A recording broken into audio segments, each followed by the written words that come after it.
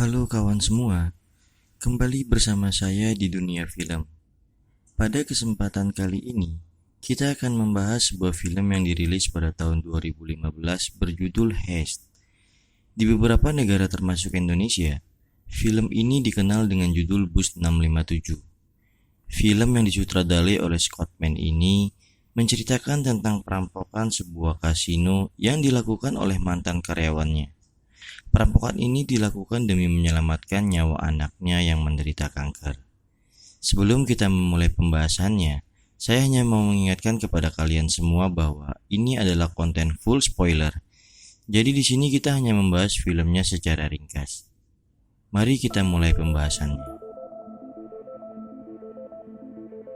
Film dibuka dengan memperlihatkan seorang wanita hamil yang sedang menunggu bus di sebuah halte. Beberapa saat kemudian, bus yang ditunggunya pun datang. Ia pun lalu naik ke dalamnya. Lalu ada 3 pria bertopeng yang sedang berlari untuk mengejar bus tersebut. Ketika bus hendak melanjutkan perjalanannya, ketiga pria bertopeng itu menghadang dan memaksa sopir bus untuk membuka pintunya.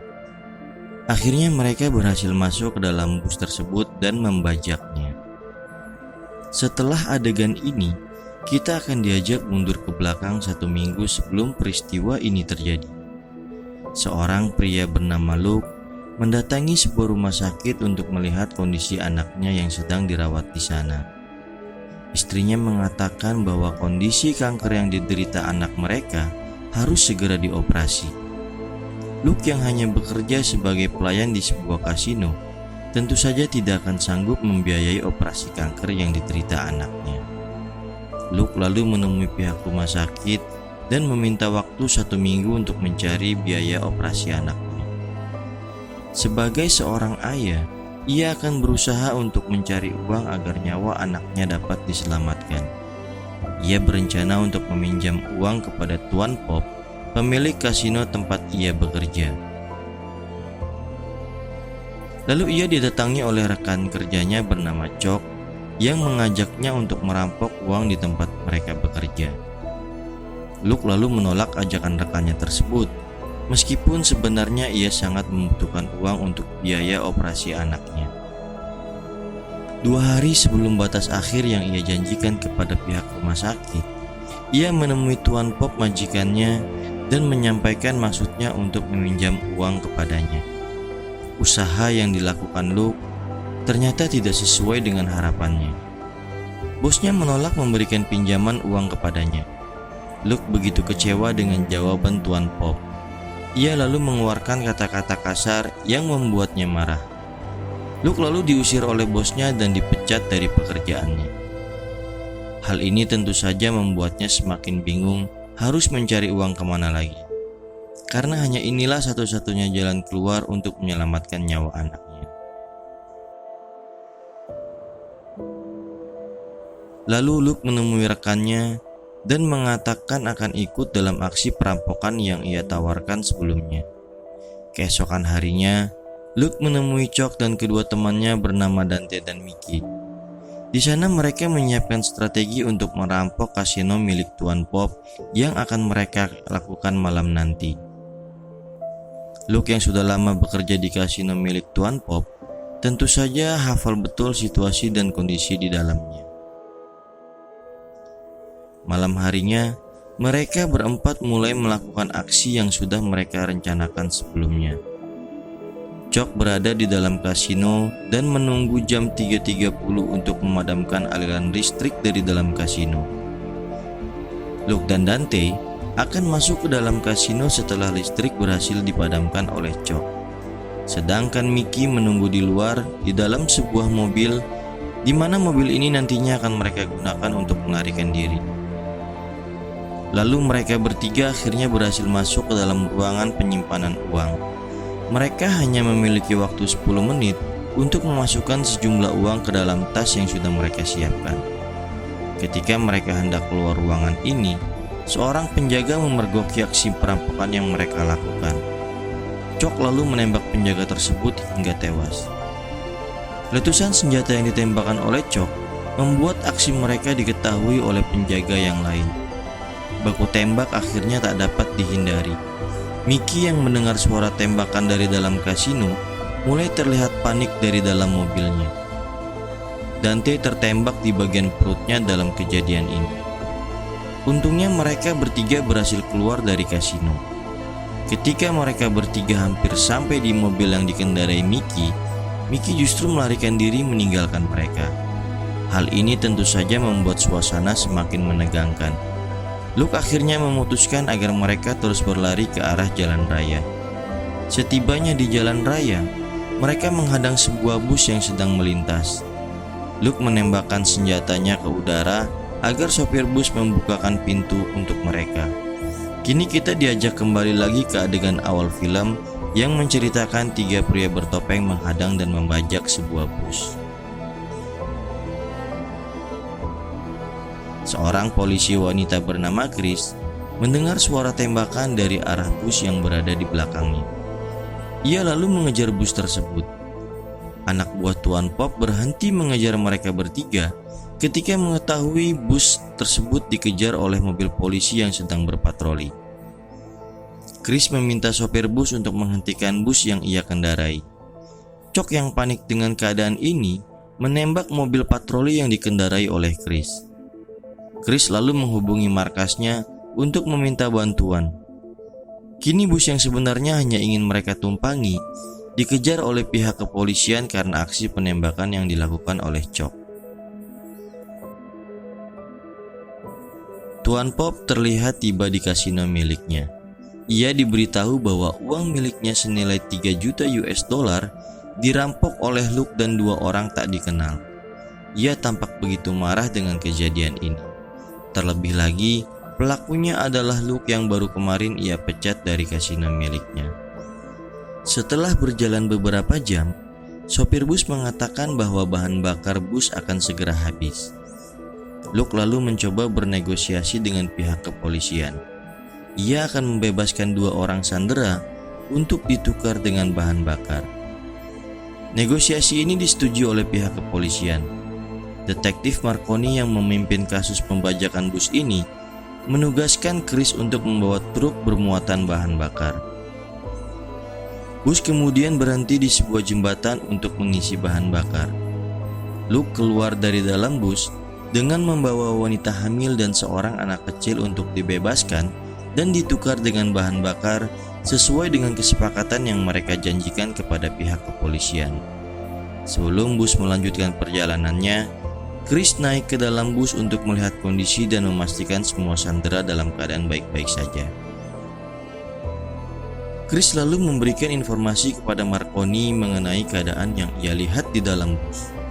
Di kantornya, ia meminta keterangan dari wanita hamil yang berhasil ia selamatkan. Wanita itu menceritakan kejadian awal pembajakan bus terjadi. Ia mengatakan kepada Chris bahwa bus dihadang oleh 3 pria bertopeng. 3 pria itu seperti berlari dari pengejaran seseorang. Dan salah satu teman mereka sudah tertembak sebelum mereka naik ke dalam bus. Chris semakin penasaran dengan keterangan yang disampaikan oleh wanita tersebut. Ia akhirnya mendapatkan data identitas salah satu pelaku pembajakan bus tersebut. Marconi yang mengetahui salah satu pelaku pembajakan terluka menawarkan peralatan medis yang dibutuhkan untuk mengobati luka rekannya. Luke dan Chok akhirnya menerima tawaran tersebut. Marconi masuk ke dalam bus dan menyerahkan tas berisi perlengkapan medis yang ia bawa. Seorang sandera yang merupakan perawat diminta untuk menangani Dante yang sedang terluka. Dante tewas setelah diberikan suntikan oleh wanita tersebut. Luke mencurigai detektif Marconi lah yang menjadi penyebab kematian Dante. Marconi menyerahkan HP kepada Luke yang ternyata panggilan itu berasal dari Tuan Pop. Tuan Pop meminta agar Luke membunuh rekannya dan menyerahkan uang yang ia curi kepada Marconi. Namun Luke tidak sepakat dengan apa yang diinginkan oleh Tuan Pop. Mereka lalu melempar Marconi dengan menggunakan kostum beruang yang sebelumnya dipakai oleh salah satu sandera. Marconi begitu marah dengan kejadian ini. Ia lalu memerintahkan anak buahnya untuk mulai melakukan penyergapan. Tim SWAT mulai mendekati bus tersebut. Mereka menembakkan gas air mata ke dalam bus dan mencoba masuk dari bagian atap. Namun usaha mereka tidak berhasil. Sampai akhirnya mereka menembakkan salah satu ban bagian belakang bus yang menyebabkan bus kehilangan kendali dan menabrak sebuah tembok jalan layang. Kondisi ini menyebabkan bus tak bisa lagi melanjutkan perjalanannya. Bus sekarang sudah dikepung dari segala arah oleh kepolisian. Luke mengecat semua bagian kaca bus untuk menghindari tembakan penembak jitu tim SWAT. Chuck menghubungi salah satu stasiun televisi. Ia meminta agar polisi tidak mendekati bus dan mengancam akan menembak supir bus jika polisi tetap mendekati bus tersebut.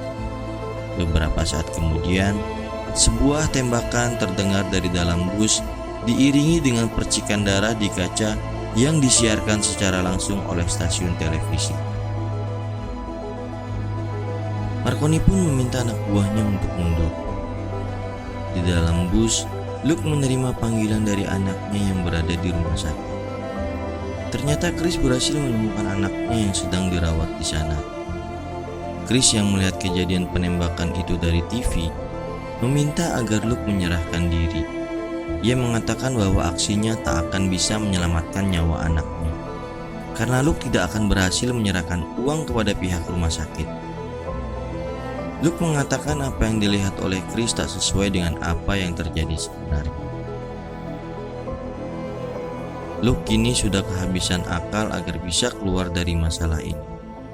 Sebagai bentuk terima kasih kepada Luke yang telah menyelamatkan nyawanya, sopir bus memberikan sebuah ide agar Luke dapat keluar dari masalah ini. Luke lalu menghubungi Marconi dan berjanji akan membebaskan semua sandera dengan syarat kepolisian harus memperbaiki ban yang telah mereka rusak. Siaran langsung pun memperlihatkan kondisi para sandera yang mulai keluar dari dalam bus. Bus lalu melanjutkan perjalanannya. Semua channel TV kini dilarang untuk meliput pengejaran yang akan dilakukan oleh tim SWAT. Marconi lalu menghubungi Tuan Pop untuk segera datang ke lokasi di mana bus akan mereka hentikan oleh anak buahnya. Bus pun akhirnya berhasil dihentikan oleh tim SWAT. Mereka terkejut ketika masuk ke dalam bus yang ternyata hanya terdapat sopir bus saja seorang diri. Tuan Pop lalu memerintahkan anak buahnya untuk membuka tas berisi uang miliknya. Setelah tasnya dibuka, ternyata hanya berisi pakaian dan beberapa mainan anak-anak. Di rumah sakit, Chris melihat wanita hamil yang ia interogasi di kantornya. Ia berada di bagian administrasi dan sedang melakukan sebuah pembayaran. Anehnya, ia melihat wanita itu ternyata tidak hamil.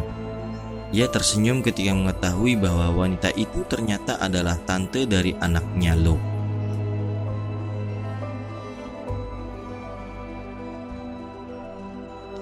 Berkat ide yang diberikan oleh sopir bus, Luke akhirnya keluar bersama para sandera lainnya dan berhasil meloloskan diri.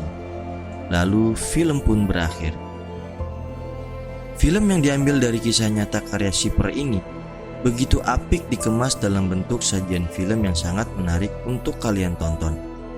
Robert De Niro pun menampilkan peran yang begitu luar biasa sebagai ayah dalam film ini, sehingga kita yang menontonnya dibawa ikut merasakan sebuah masalah yang sedang ia hadapi.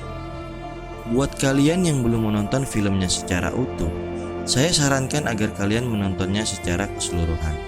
So, sampai di sini dulu pembahasan kita pada kesempatan kali ini. Sampai jumpa pada video selanjutnya.